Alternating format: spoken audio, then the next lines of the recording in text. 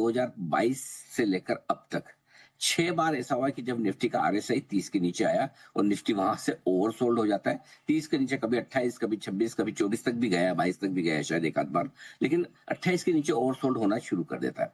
6 में से 5 बार आरएसआई 30 के नीचे जब जब हुआ है तब निफ्टी में बहुत ही शानदार रिकवरी आई है, गिरावट रुकी है, रिकवरी भी आई है। दोस्तों, आज बजट के बाद बहुत ही इम्पोर्टेंट निफ्टी का लेवल सामने आया है। बजट के बाद जैसी तेज़ गिरावट मार्केट में हुई है, पर इसमें रिकवरी भी बहुत तेज़ी से आने की पूरी संभावना है। यह अनिल सिंघवी ने बताया है। 6 में से 5 बार आरएसआई 30 के नीचे जब जब हुआ है, तब तब निफ्टी में बहुत ही शानदार रिकवरी आई है। गिरावट रुकी है और रिकवरी भी बहुत तेज़ी से आई है। अब इसमें बड़ी चीज़ जो हमारे दर्शकों को मैं बता दूं कि निफ्टी ओवरसोल्ड है। निफ्टी का आरएसआई 21 जनवरी को 28 के नीचे आया था।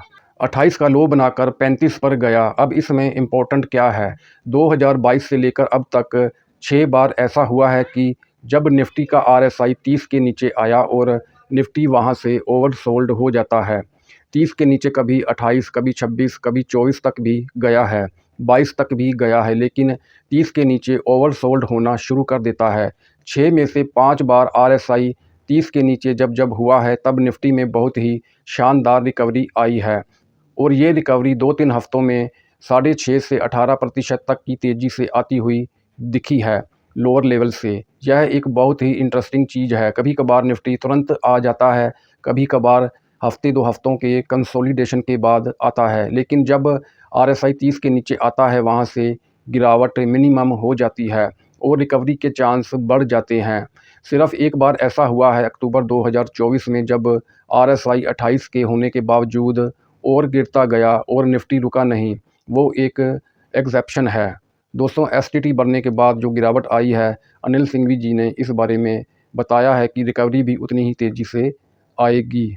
और ये रिकवरी 2-3 हफ्तों से लेकर 2-3 महीनों के बीच में 6.5 से 18% तक की तेजी आती हुई दिखी लोअर लेवल से।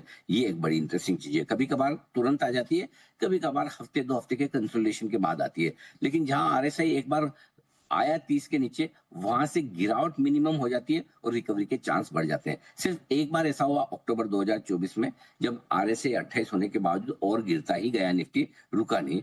तो एक एक्सेप्शन है। अब जैसे ये 7वीं बार ऐसा हुआ 2022 से, जब इस बार 21 जनवरी को आपका आरएसआई 30 के नीचे आया और आप देखिए इसने तुरंत ही आपको रिकवरी के संकेत वहां से दे ही दिए। तुरंत ही दे दिए कि चलो अब मैं यहाँ से रिकवर होना चाहता हूँ। कल ही आप देख लीजिए कि कल आपको रिकवरी आती हुई दिखिए। देखते हैं अब इस बार लगातार 7वीं बार में से 6ठी बार हम लकी होते हैं या नहीं होते, लेकिन डेटा बता रहे हैं कि रिकवरी के लिए बाजार तैयार होता दिख रहा है। ये एक अच्छी चीज है। अब आइए बैंक निफ्टी में जो इंपॉर्टेंट चीज है, 30 सितंबर 2025 के बाद 3 महीने तक बैंक निफ्टी कभी भी 50 डीएमए के नीचे बंद नहीं हुआ था। परसों पहली बार 50 डीएमए के नीचे बंद हुआ, वो था 59,275 के आसपास इसका 50 डीएमए।